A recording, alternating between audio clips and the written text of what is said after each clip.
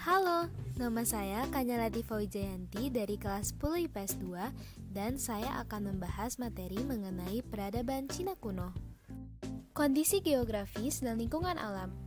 Peradaban Cina kuno atau peradaban Lembah Sungai Kuning adalah peradaban bangsa Cina yang muncul di Lembah Sungai Kuning atau Huanghe. Sungai Huanghe disebut sebagai Sungai Kuning karena membawa lumpur kuning sepanjang alirannya. Sungai ini bersumber dari pegunungan Qianlun di Tibet dan mengalir melalui daerah pegunungan Cina Utara hingga membentuk dataran rendah dan bermuara di Teluk Sili, Laut Kuning. Pada daerah lembah sungai yang subur inilah kebudayaan bangsa Cina berawal.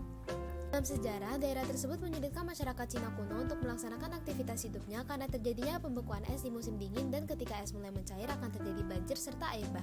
Berbagai kesulitan dan tantangan tersebut mendorong bangsa Cina untuk berpikir dan mengatasinya dengan pembangunan tanggul raksasa di sepanjang sungai tersebut. Kondisi sosial politik. Terdapat dua macam karakteristik umum pemerintahan pada masa Cina kuno, yaitu feodal dan unitaris. Peradaban Cina tumbuh dan berkembang sejak dinasti Shang. Wilayah dinasti ini berpusat di lembah sungai Huanghe dekat kota Anyang sekarang. Pada masa awal dinasti ini, hasil kebudayaan perunggunya sudah sangat maju. Hal ini dibuktikan dengan sejumlah temuan artefak perunggu berupa guci, bagian dari kereta perang, dan senjata. Mereka juga sudah mampu membuat kain sutra serta menggunakan sistem tulisan yang rumit. Kemungkinan masyarakat yang hidup pada masa ini mempunyai kebiasaan mendatangi pemimpin ritual atau pemuka agama untuk menanyakan dan meminta nasihat tentang berbagai hal terkait dengan persoalan kehidupan termasuk soal masa depan mereka.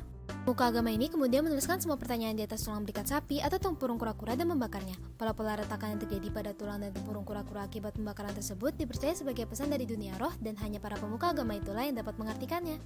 Si Shang diperintah 31 orang raja, sejak Raja Tang sampai dengan Raja Zhou sebagai raja terakhir. Karakteristik pemerintahan pada masa dinasti Shang bersifat feodal, maka untuk urusan pemerintahan sehari-hari dibentuk Sekretariat Negara dan Departemen Urusan Hukum.